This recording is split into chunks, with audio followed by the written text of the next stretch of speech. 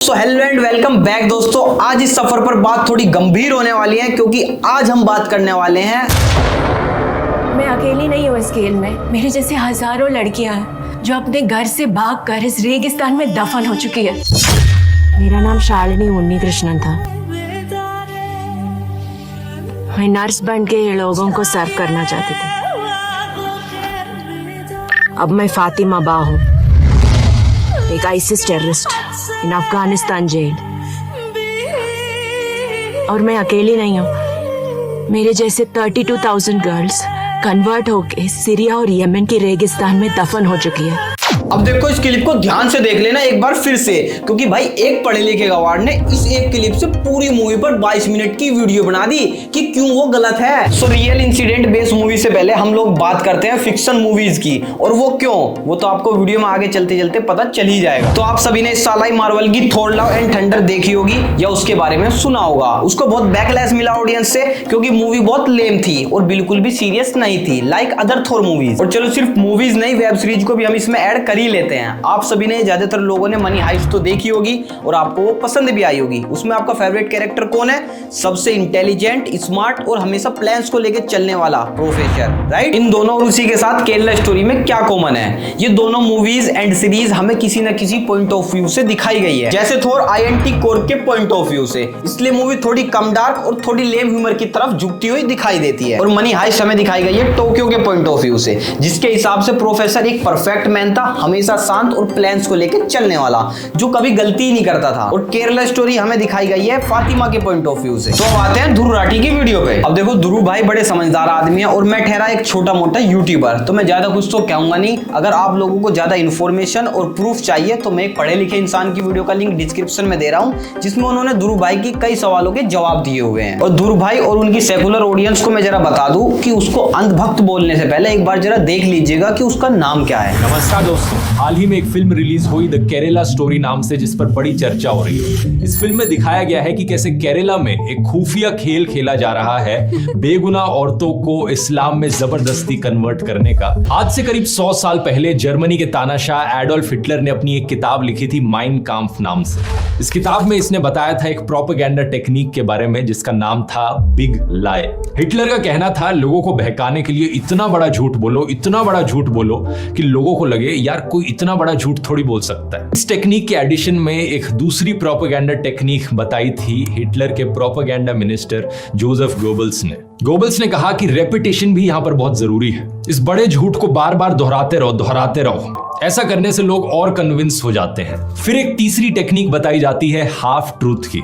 बीच बीच में अपनी बातों में आधा सच भी घोल दो। हाँ भाई, हिटलर की किताब उसके तरीके हो गए। उसके बाद डायरेक्टर की कई बातों से अधूरी इंफॉर्मेशन लेके मस्त 3 फ्रेम साइड में लगा के और एक एक करके सबको दिखा के भाई ने बहुत अच्छे से एडिटिंग तो की। हाँ वैसे वो तो वीडियोस एडिट करते करते आपको आई गई होगी, पर पहले आपके जरा कुछ पॉइंट्स तो देख लेते हैं। दिखाया जाता है एक लड़की कहती है कि मैं फातिमा हूँ और मैं अफगानिस्तान की जेल में हूँ। आप इस चीज को गूगल पे सर्च करते हो और द हिंदू का एक न्यूज आर्टिकल दिखता है, फातिमा अफगानिस्तान की जेल, इस्लामिक स्टेट। ये चीज भी सही है। यही सारी चीजें दोस्तों एक बढ़िया एग्जाम्पल है हाफ ट्रूथ का।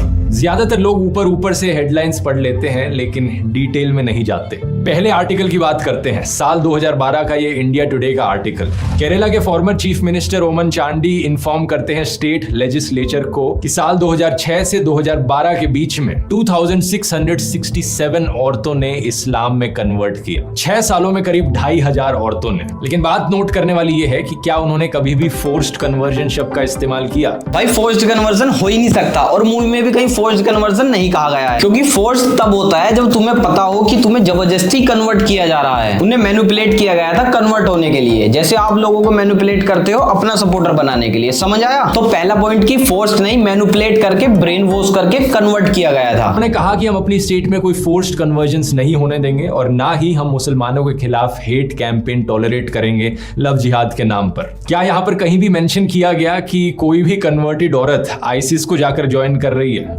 बिल्कुल नहीं। दूसरी साइटेशन देखते हैं, former chief minister VS Achuthanandan का इंटरव्यू। ये केरला के चीफ मिनिस्टर रहे थे 2006 से लेकर 2011 के बीच में। जो वीडियो फैलाया जा रहा है उनका पुराने वाला, इसे सनशाइन पिक्चर्स ने अपलोड किया था, सेम कंपनी जिसने फिल्म बनाई है। सबसे पहली चीज तो इन्होंने इंग्लिश सबटाइटल्स के साथ छेड़छाड़ करी। जो शब्द उनके द्वारा बोले जा रहे हैं और जो सबटाइटल्स यहाँ लिखे जा रहे हैं वो सही नहीं है। दूसरी चीज, यहाँ पर वीएस अच्युतानंदन एक्चुअली में पीएफआई को स्ट्रांगली क्रिटिसाइज कर रहे थे, ये कहते हुए कि वो और धर्मों के यूथ को इन्फ्लुएंस करने की कोशिश कर रहे हैं, जबरदस्ती पैसे देकर उनकी मुसलमान औरतों से शादी कराकर। यहाँ पर भी आईसिस का कोई मेंशन नहीं है। पर इसका मतलब पीएफआई कन्वर्जन कर तो रही है ना, ये तो ऑलरेडी कंफर्म है ना, क्योंकि उसी वजह से उसको बैन भी किया गया था। तो दूर भाई आपके इस पॉइंट का कि इसमें तो उसका कोई हाथ नहीं है, उतना ही लॉजिकल है जितना फ्लैट अर्थ की आर्गुमेंट लॉजिकल है। वो भी एक और, इन चार में से एक और औरत का हस्बैंड था। तो दोनों भाई और उनकी दोनों बीवियां सारे कन्वर्ट्स, सारे ब्रेन वॉश। सारे कन्वर्ट, सारे ब्रेन वॉश, मतलब कन्वर्जन हुआ है, ब्रेन वॉश हुआ है। तो जो सेकुलर लोग ध्रुव राठी के साथ थे या उसका सहारा ले रहे थे इस मूवी को बैन करने के लिए, उनके लिए खुद ध्रुव राठी ने ये कंफर्म कर दिया कि ब्रेन वॉश किया गया था। और ध्रुव भाई का पॉइंट उसके बाद बस वीडियो में उतना ही है कि नंबर्स गलत थे, नंबर्स गलत थे।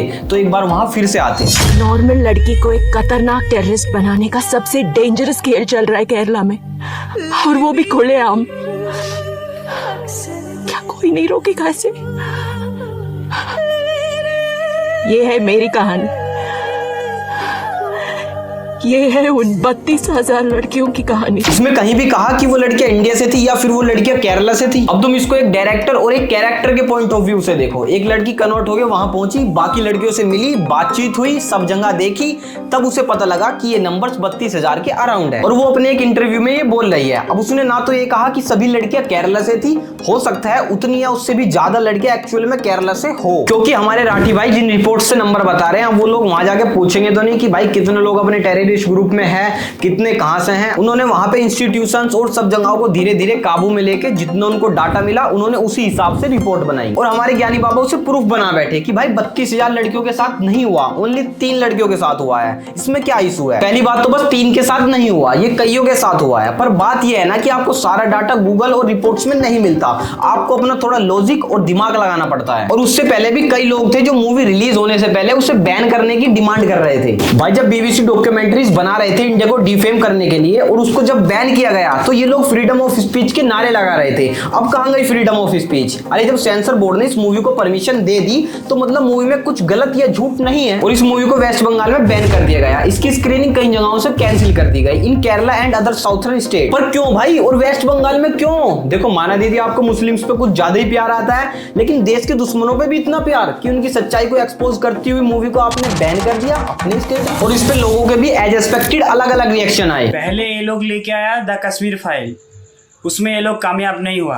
कश्मीरी पंडित जो हिंदू मुसलमानों लोग साथ में रहते हैं वो लोग आके बयान दिया तो देशवासी समझ गया ये सब इन लोगों का पैसा कमाने का चक्कर है। जितना करोड़ कमाया उसमें कुछ जो गरीब पंडित लोग था कश्मीर का उसका घर बार बनाया गया? कुछ नहीं बनाया गया। फिर अभी देख रहा हूँ कि लेके आ रहा है द केरला स्टोरी। केरला में ऐसा कुछ नहीं है, केरला का लोग पढ़ा लिखा है। तो मेरे को ये समझ में नहीं आ रहा है केरला सरकार उसके ऊपर क्यों केस ने बुक नहीं किया, क्यों एक्शन नहीं लेकर, मेरे ये समझ में नहीं आया है। लेकिन मेरे को इतना समझ में आ रहा है ये लोग कुछ दंगा चाह रहा है, बड़ा दंगा चाह रहा है। केरला शांत है ना, पढ़ा लिखा है ना, उसको भी बर्बाद करने का चक्कर में ये लोग है। तो देशवासी समझ जाओ उससे। अच्छा भाई, हाँ तो देखो भाई हमारे भारतीय मुस्लिम भाई ने कह दिया कि ये स्टोरी फेक है तो फेक है। क्या मतलब इनके खुद के सेकुलर क्रिटिक ने प्रूफ किया है कि कन्वर्जन और ब्रेन वॉश हुआ है। और यही नहीं भाई, अभी भी हमारे यहाँ कुछ लोग इस चीज से आंखें मूंद रहे हैं कि नहीं भाई हम क्यों माने कि ये हो रहा है। क्या मतलब? हो सकता है मेरा खुद का मुस्लिम बॉयफ्रेंड साहिल या अब्दुल मुझे कन्वर्ट करने की कोशिश कर रहा हो, यार वो तो मुझसे प्यार करता है ना, मैं उसके लिए मुस्लिम बन सकती हूँ और इंडिया के बाहर भी जा सकती हूँ। आखिर इस देश में रखा ही क्या है? मैं किसी अफगानिस्तान या सीरिया जैसी डेवलप कंट्री में जाकर अपने हस्बैंड के साथ सेट हो जाऊंगी।